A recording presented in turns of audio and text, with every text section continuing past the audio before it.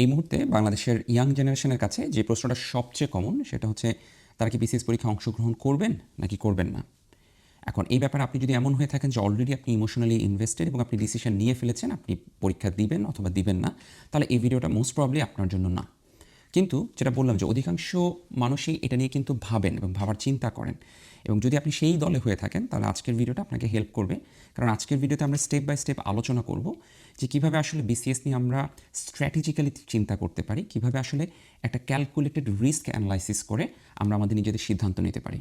দেখুন, আমরা জীবনে যেই সিদ্ধান্তটাই নেই না কেন সেটার সাথে কিন্তু একটা রিস্ক ইনভলভড। অর্থাৎ আপনি বিসিএস পরীক্ষা দেওয়ার সিদ্ধান্ত নিলে সেখানেও কিছু রিস্ক রয়েছে, আপনি যদি বিসিএস পরীক্ষা না দেওয়ার সিদ্ধান্ত নেন সেখানেও কিছু রিস্ক রয়েছে। শুধুমাত্র সেই রিস্কগুলো আলোচনা করলে কিন্তু আসলে আমাদের এই কম্প্যারিজনটা কিন্তু পারফেক্ট হবে না।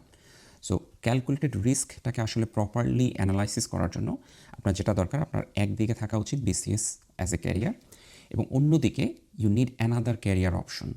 এখন সেটা আপনাদের ক্ষেত্রে এক একজনের ক্ষেত্রে এক একটা হতে পারে। অনেকের ক্ষেত্রে হয়তো একটা বেসরকারি চাকরি হতে পারে, অনেকের ক্ষেত্রে সেটা ব্যবসা হতে পারে, অনেকের ক্ষেত্রে সেটা দেশের বাইরে পড়তে যাওয়া হতে পারে।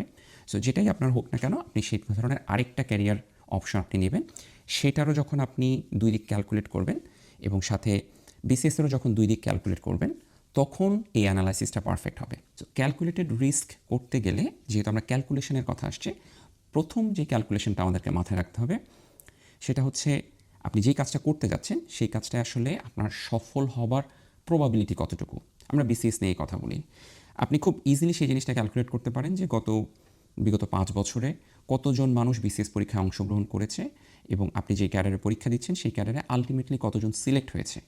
এইটা দিয়ে যদি আপনি একটা নাম্বারকে আরেকটা নাম্বার দিয়ে ভাগ দেন তাহলে কিন্তু আপনি একটা তুলনামূলক প্রবাবিলিটি যে এত পার্সেন্টেজ সাকসেস রেট, এবং আমার ধারণা সেটা আসলে লেস দ্যান 1% সাকসেস রেট যতটুকু আমি জানি। এটা তো গেল একেবারে শ্যালো লেভেল, খুব ইজি ক্যালকুলেশন। আমি আপনাকে বলবো আরেক ধাপ একটু বাড়িয়ে চিন্তা করতে। সেটা হচ্ছে আপনাকে চিন্তা করতে হবে, দেখুন আপনি সবচেয়ে ভালো ছিলেন, আমিও চিনি না, আপনার টিচাররা অনেক ক্ষেত্রে চিনেন না, আপনার প্যারেন্টস অনেক ক্ষেত্রে চিনেন না, কিন্তু আপনার ক্যাপাবিলিটি সম্পর্কে, আপনার লিমিটেশন সম্পর্কে আপনি সবচেয়ে ভালো জানেন। সো আপনাকে আসলে একটু গভীরভাবে চিন্তা করতে হবে যে আপনার মতো একজন স্টুডেন্ট আপনি যতটুকু এফোর্ট দিতে পারবেন নেক্সট কয়েক বছরে, সেই এফোর্ট দিয়ে বাকি অন্যান্যদের সাথে কম্পেয়ার করলে আসলেই আপনার বিসিএসে সফল হওয়ার প্রবাবিলিটিটা কেমন হতে পারে। এটা কি একজন সাধারণ স্টুডেন্ট অর্থাৎ একজন অ্যাভারেজ স্টুডেন্ট থেকে বেশি নাকি কম? দেখুন, আপনি যে মুহূর্তে বিসিএস পরীক্ষায় অংশগ্রহণ করার কথা চিন্তা করছেন, অলরেডি কিন্তু আপনি মোটামুটি 20 বছরের মতো আপনার শিক্ষা জীবন, অর্থাৎ 20 বছরের মতো আপনি পড়াশোনা করে ফেলেছেন, এবং এই ক্ষেত্রে কিন্তু আপনার কাছে তথ্য আছে। হ্যাঁ, আমি বলছি না যে আপনাকে সবসময় স্কুল কলেজে ফার্স্ট সেকেন্ড হতে হবে, সেটা বলছি না, বাট অ্যাটলিস্ট আপনার কাছে তথ্য আছে যে আপনি চেষ্টা করে আসলে কত দূর যেতে পারেন, পড়াশোনাটা আসলে আপনার কতটুকু ভালো লাগে, পড়াশোনার কোন অংশটা, আমরা জানি বিসিএসে অনেক বেশি মুখস্থ নির্ভর অনেক জিনিসগুলো থাকে, সেই জায়গায় আপনার কতটুকু স্ট্রেংথ বা লিমিটেশন আছে সেই জিনিসগুলো আপনাকে একটু চিন্তা করা লাগবে।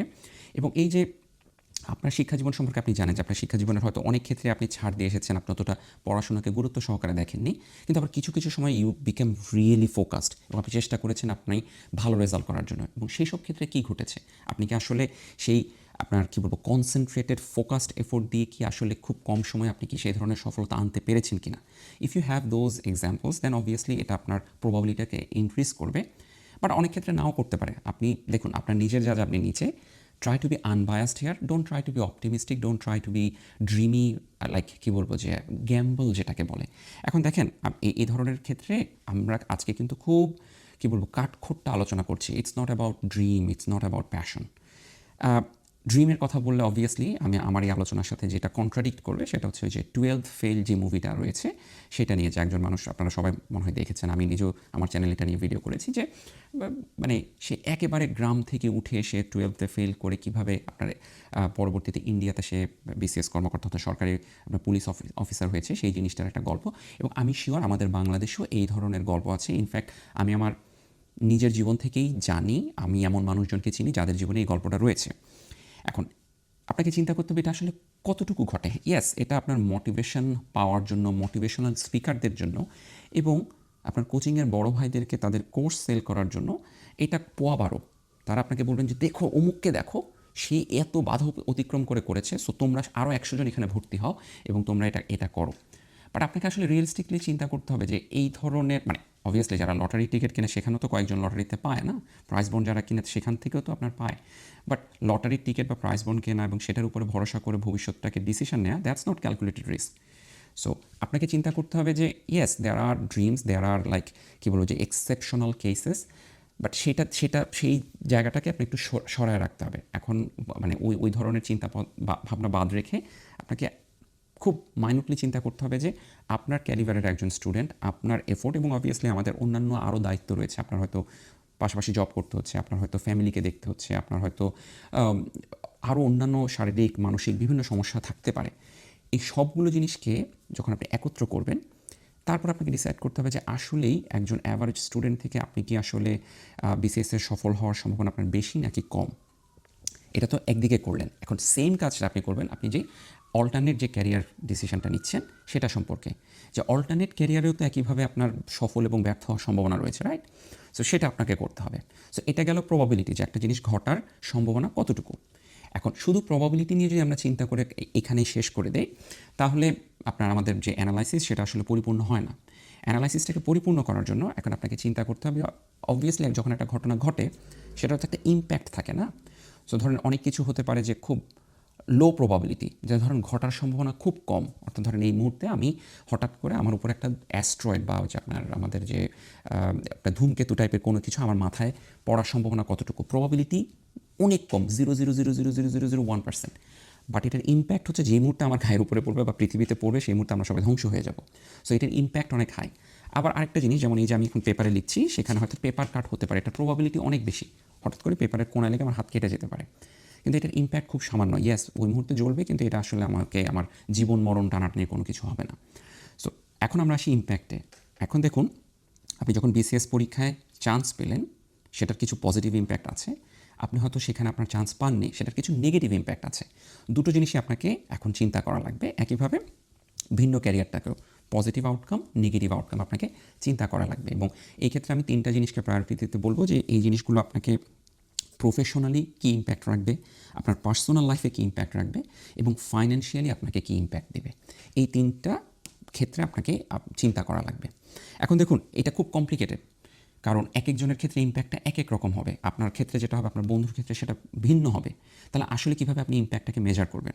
এই ক্ষেত্রে আমি সবচেয়ে কমন যেই ফর্মুলাটা আমার লাইফের বিভিন্ন ডিসিশন মেকিংয়ে ব্যবহার করি, সেটা হচ্ছে best case scenario versus worst case scenario. অর্থাৎ সবচেয়ে ভালো হলে কী হতে পারে, সবচেয়ে খারাপ হলে কী হতে পারে।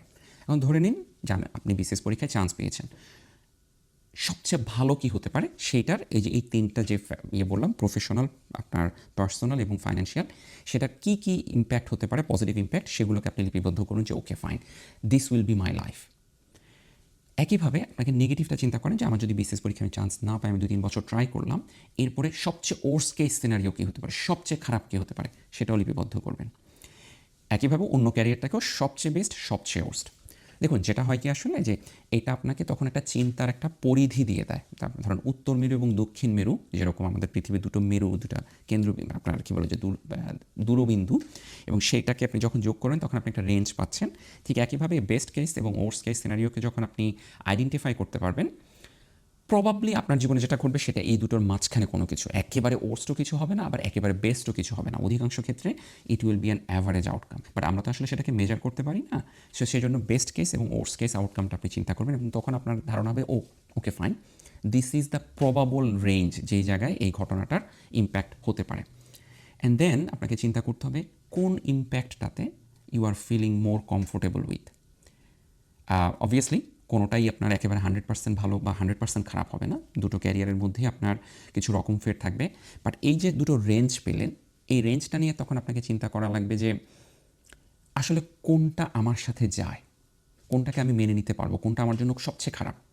সো অবভিয়াসলি যেটা সবচেয়ে খারাপ সেটাকে আপনার অ্যাভয়েড করা দরকার, এবং সেটার সাথে যখন আপনি ওই ইম্প্যাক্টের সাথে আবার প্রবাবিলিটি চিন্তা করবেন, এই দুটোর যখন আপনি গুণফল করবেন, তখন আপনি কিন্তু আরেকটা নতুন ইকুয়েশন পেয়ে যাবেন, যে ওভারঅল আপনার ওই পজিটিভ ঘটনাটা ঘটার, অর্থাৎ ধরেন বিসিএসে যদি আপনার টেকার চান্স থাকে 1%, সে আর ইম্প্যাক্ট যদি হয় এরকম, সেটা দুটোকে আপনি কিন্তু চিন্তা করে ম্যাথমেটিক্যাল ফর্মুলা করা যায়।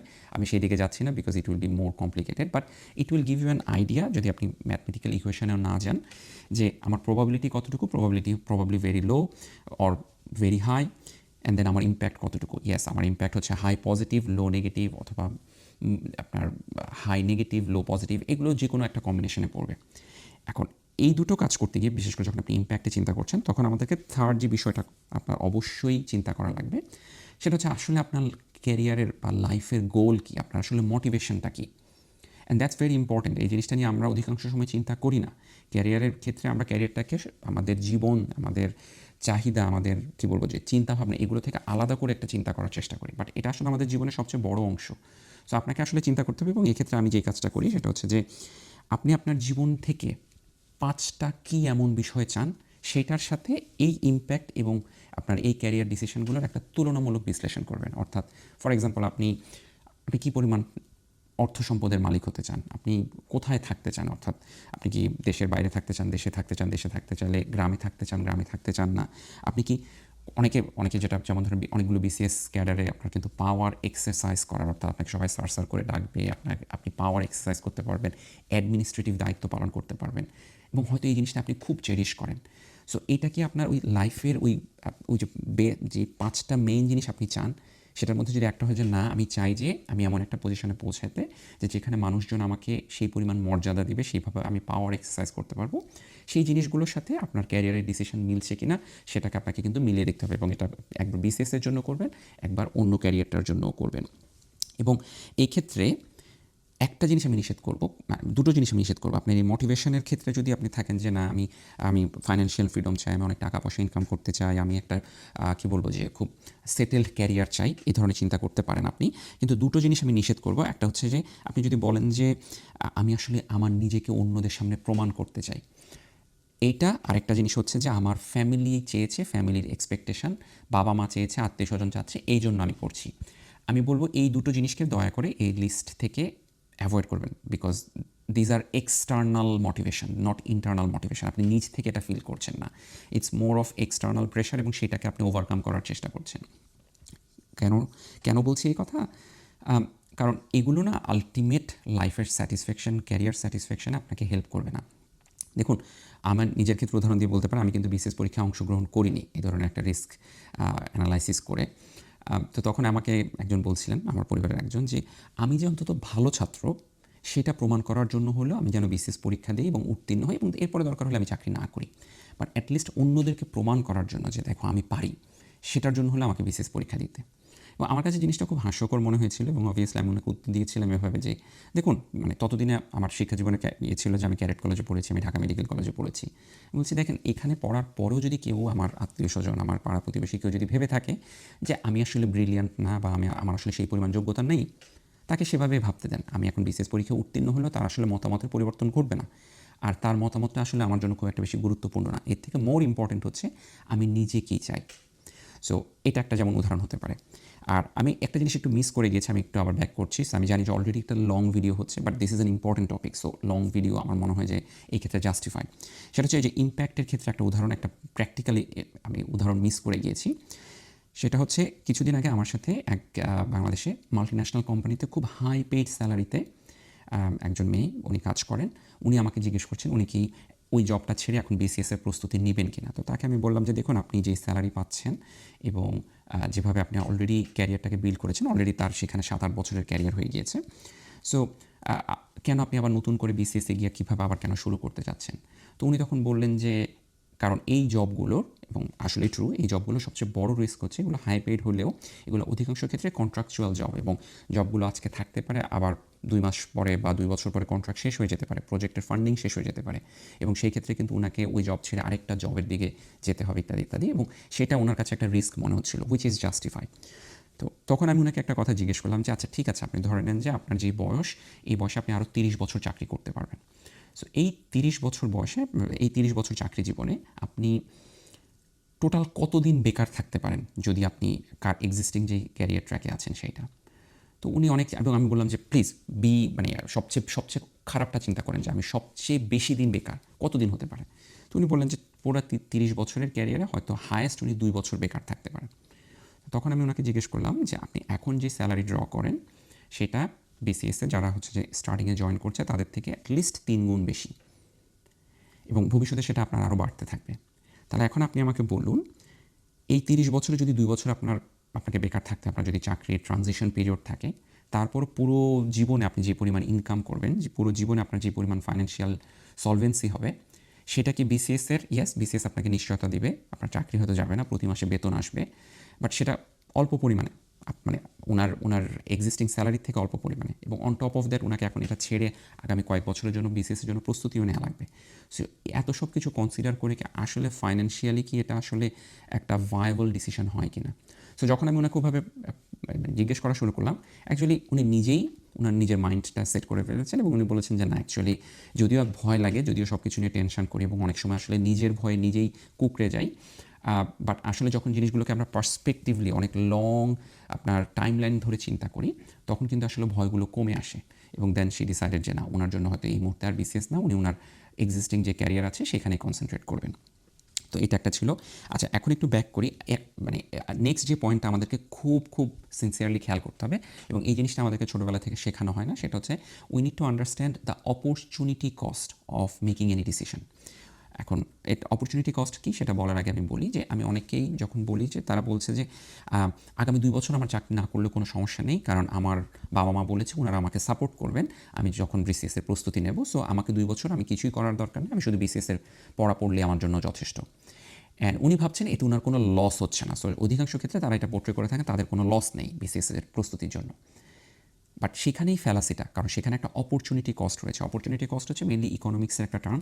সেটা মানে হচ্ছে যে যখনই আপনি কোনো একটা কাজ করছেন, ইভেন দো সেটার জন্য আপনাকে কোনো কস্ট দিতে হচ্ছে না, বাট আপনাকে তো টাইম ইনভেস্ট করতে হচ্ছে, এবং সেই টাইম ইনভেস্ট করার কারণে আপনি কিন্তু আরেকটা অপরচুনিটি মিস করছেন। অর্থাৎ এই মুহূর্তে যে আমি আপনার সাথে ভিডিও বানাচ্ছি, তার মানে I am missing other opportunity. For example, আমি আমার অফিসের কাজ করতে পারছি না, সো অফিসের কাজ করতে না পারাটা একটা অপরচুনিটি কস্ট। সো একইভাবে আপনি যখন, for example, you have a dream career যেটা আপনি নিজে চিন্তা করছেন, অথবা ইউ হ্যাভ অ্যানাদার প্ল্যান, কিন্তু আজকে পরিবারের চাপে, এবং পরিবার আপনাকে বলছে তারা আপনাকে ব্যাপক সাপোর্ট দেবে, সেই সাপোর্টের উপরে ভরসা করে আপনি ভাবছেন আপনার কোনো লস নেই, বাট অ্যাকচুয়ালি আপনার লস আছে, কারণ আপনি আপনার ড্রিম ক্যারিয়ারে ফেরত যাওয়ার জন্য 2 বছর পিছিয়ে গেলেন বা 3 বছর পিছিয়ে গেলেন, and that's your opportunity cost. এবং আপনাকে ওই জিনিসটা খেয়াল রাখতে হবে, কারণ সময় কিন্তু ওই যে নদীর মতো বহমান। সো আজকে আপনি যে স্টেজে দাঁড়িয়ে আছেন, আপনি যখন আবার আপনি ভাবলেন যে আমি 2 বছর বিসিএস পড়াশোনা করেও যদি না হয় আমি আবার ব্যাক করবো এবং আমি আবার স্টার্ট করব, বাট ওই 2 বছরে তো অনেক পানি গড়িয়ে গিয়েছে নদীতে, রাইট? অনেক সময় বদলে গিয়েছে। সো তখন কিন্তু আপনাকে আবার নতুন একটা ফ্রেমে চিন্তা করা লাগবে, এবং আজকে আপনি যেই রেফারেন্স ফ্রেমে দাঁড়িয়ে ওই ক্যারিয়ারটাকে বিল্ড করার চেষ্টা করছেন, আজ থেকে 2 বছর পরে সিনারিও কমপ্লিটলি বদলে যেতে পারে। এই জিনিসটা কিন্তু আপনাকে অবশ্যই মাথায় রাখতে হবে। আচ্ছা, আরেকটা ইম্পর্টেন্ট ব্যাপার, অবভিয়াসলি আমরা বিসিএস, আমি বলবো যে বাংলাদেশের বিসিএস ক্যারিয়ার কেমন হতে পারে এইটা নিয়ে মোটামুটি কম বেশি সবারই জানা আছে, কারণ আমাদের পরিচিত সবারই বিসিএস কর্মকর্তা আমাদের পরিবারে রয়েছেন কোনো না কোনোভাবে, অথবা আমরা দেখেছি একজন বিসিএস কর্মকর্তার কী সম্মান, তার কী অর্থনৈতিক অবস্থা, উনার টিপিক্যাল, মানে উনি যখন হালাল ওয়েতে উনি কতটুকু ইনকাম করতে পারেন, উনি যদি একটু রদবদল করেন কতটুকু ইনকাম করতে পারেন, ওনার সামাজিক পজিশন, এই সবগুলো সম্পর্কে কিন্তু আমাদের ধারণা রয়েছে। But at the same time আমাদেরকে অল্টারনেট, আপনি যে ক্যারিয়ারের কথা চিন্তা করছেন সেইটার সম্পর্কে ধারণা জোগাড় করতে হবে, কারণ অধিকাংশ ক্ষেত্রেই সেটা সম্পর্কে আপনি হয়তো পুরোপুরিভাবে ওয়াকিবহল না। সো আপনাকে একটু রিসার্চ করতে হবে যে ওই অল্টারনেট যে ক্যারিয়ার সেইটারও আসলে কী কী প্যারামিটার রয়েছে, মানে সেই ক্ষেত্রে আসলে আপনার পার্সোনাল লাইফ কেমন হবে, আপনার ফাইন্যান্সিয়াল সাকসেস কেমন হবে, আপনার ইমোশনাল টার্মোয়েল কেমন হবে, আপনার জব স্যাটিসফ্যাকশন কেমন হবে।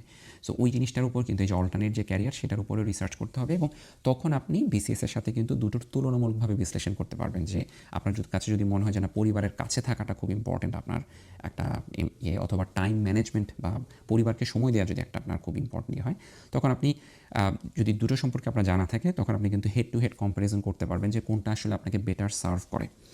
আচ্ছা, আর এখানে লাস্ট যে কথাটা বলে আমি শেষ করতে চাই যে অনেকে বলবে করে দেখো, এত কিছু চিন্তা করার দরকার নাই, আল্লাহর উপরে ভরসা করো, এবং অমুকে করেছে, এভাবে অনেক সফলতার গল্প রয়েছে, এবং আসলে সফলতা ঘটার আগে আমরা সবাই তো ভাবি যে আমার সাথে হবে না, বাট তারপরও সেটা হয়। সো আমি বলছি না যে পজিটিভ মাইন্ডসেট নিয়ে আপনি এগিয়ে যাবেন না। অনেকে আমার এই ভিডিওটাকে অনেক নেগেটিভ এবং অনেক কাঠখোট্টাভাবে চিন্তা করতে পারেন।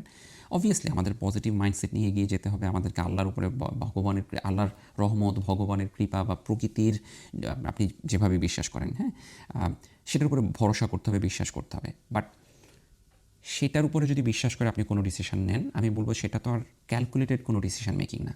আল্লাহ যে আপনাকে একটা ব্রেইন দিয়ে পাঠিয়েছে, আপনাকে চিন্তা করার ক্ষমতা দিয়েছে, আপনাকে বুদ্ধি বিবেক দিয়েছে, এটা তো পর্যাপ্ত পরিমাণ ব্যবহার আপনি করেননি। আপনি একটা জিনিস ডিসিশন নিয়েছেন and you are actually making an emotional decision and that's fine. আপনি যদি মনে করেন যে আমি আপনার এই ভিডিও দেখলাম এবং I totally disagree with you, actually I want to do it because this is my passion and I am emotionally invested, please go for it. আমি আপনাকে না করছি না, আর সেটা আপনি যে পক্ষে ডিসিশন নেন। এবং কিছু কিছু ক্ষেত্রে ওই স্পার্কটা, ওই মোটিভেশনটাও দরকার আছে। বাট কিছু কিছু ক্ষেত্রে, বিশেষ করে আমি যদি পপুলেশন লেভেলে বৃহত্তর জনস্বার্থে কথা বলি, তাহলে আমার মনে হয় যে সবাই ওই আপনার শুধু ইমোশনাল ডিসিশন নিলে সেখানে আসলে সফলতার থেকে ব্যর্থতারই সম্ভাবনা অনেক বেশি। এবং আমরা যদি আমাদের জীবনের ব্যর্থতা কমাতে চাই এবং অপরচুনিটি কস্ট কমাতে চাই, আমার কাছে সবচেয়ে দুঃখ লাগে, দেখুন মানে বিসিএস নিয়ে আমার কিন্তু কোনো, আমি নিজে পরীক্ষা না দিতে পারি, আমার আব্বা বিসিএস কর্মকর্তা, সো আমার রক্তে বিসিএসের ইনকামের আপনার ইয়েটা কিন্তু আপনার বহিত হচ্ছে। সো বিসিএস নিয়ে আমার কিন্তু নেগেটিভ কোনো কিছু ধারণা নেই। বাট আমার কাছে সবচেয়ে খারাপ লাগে যে অনেকেই অনেক স্বপ্ন জলাঞ্জলি দিয়ে, অনেক স্বপ্নকে হোল্ড রেখে শুধুমাত্র পারিবারিক চাপে বা অন্যদের দ্বারা আপনার কী বলবো একটা ইমোশনাল ডিসিশনে এসে তারা বিসিএসের জন্য পড়ছেন। আপনি যেন সেটা না করেন, আপনি যেন সব কিছু বিচার বুদ্ধি বিবেচনা করে তারপরে সিদ্ধান্ত নেন যে আমি আসলে বিসিএস পরীক্ষা দিতে যাচ্ছি অথবা আমি দিতে যাচ্ছি না। আবার অনেকেই হচ্ছে মানে বিসিএস সম্পর্কে তাদের হয়তো অ্যালার্জি আছে। আমি বলবো ওই অ্যালার্জিক ইয়েটাও এক ধরনের ইমোশনাল আপনার নি jerk reaction. Don't do that. Allergic reaction সেটা না। আপনি আসলেই আনবায়াসড ওয়েতে একদম সুস্থ স্বাভাবিকভাবে চিন্তা করে বের করার চেষ্টা করুন যে বিসিএসটা কি আসলে আপনার জন্য নেট পজিটিভ নাকি নেট নেগেটিভ, এবং আপনি যে জীবন চাচ্ছেন সেটার সাথে কি এটা ম্যাচ করে কিনা। এবং that's how you can do a calculated risk analysis on যে আপনি কি বিসিএস পরীক্ষা দিবেন নাকি দিবেন না। অবভিয়াসলি আমরা এখানে সব কিছু কভার করতে পারি না এবং অনেকের আরও অন্যান্য অনেকগুলো বিষয় রয়েছে নিশ্চয়ই, এই এক ভিডিওতে সব কিছু কভার করা সম্ভব না। বাট আই থিঙ্ক মোটামুটি আমরা কম্প্রিহেন্সিভলি এই ভিডিওটাতে সবগুলো বিষয় না হলেও মেইন বিষয়গুলো আলোচনা করেছি, এবং অ্যাটলিস্ট কীভাবে ওই বিষয়গুলো নিয়ে থিঙ্ক করতে হয় সেটা সম্পর্কে আমি আপনাদেরকে একটা ধারণা দেওয়ার চেষ্টা করেছি, যাতে আপনারা আপনাদের নিজস্ব বিষয়গুলোকে সেই ছাঁচে বা সেই টেমপ্লেটে ফেলে আপনি আপনার নিজের মতো করে সিদ্ধান্ত নিতে পারেন। সো আজ এতটুকুই থাকলো। আপনি যেই সিদ্ধান্ত নেন, যেটাই করুন, আপনি ক্যারিয়ারে সফল হন, জীবনে সুখী হন, এই কামনা রেখে আমি আজকে বিদায় নিচ্ছি। সবাই ভালো থাকবেন। আসসালামু আলাইকুম।